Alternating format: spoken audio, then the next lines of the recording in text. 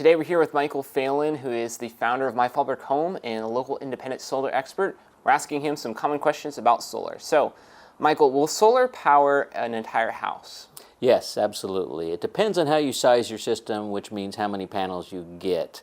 You have to determine how much use you have so you can offset it, and that's a very important factor, usually by more than 100% of your current use. Panels degrade over time somewhere between 0.3 to half of 1%. So if your panels degrade, then if you start out at 100%, you're going to wind up less than 100%. So you want to offset that by at least to cover the degradation in the panels, and then any other use, like if you're adding a jacuzzi, a hot tub, a pool, an EV car, and the EV charging, you want to make sure you offset it by a higher percentage, which means you add more panels to cover those uses. So over time, it will cover your entire house if you size it appropriately over 100%.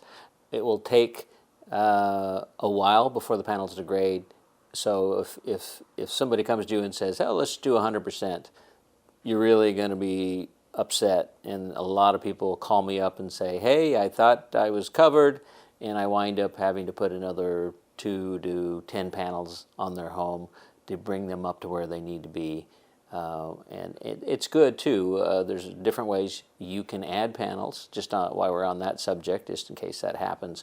You got microinverters, which you can add them one at a time as you need them, or you upsize your main central inverter for future so you can add more panels that way. But yes, you can cover the entire home's use, less any, you're always going to have an administrative payment to your utility to be hooked up to the grid.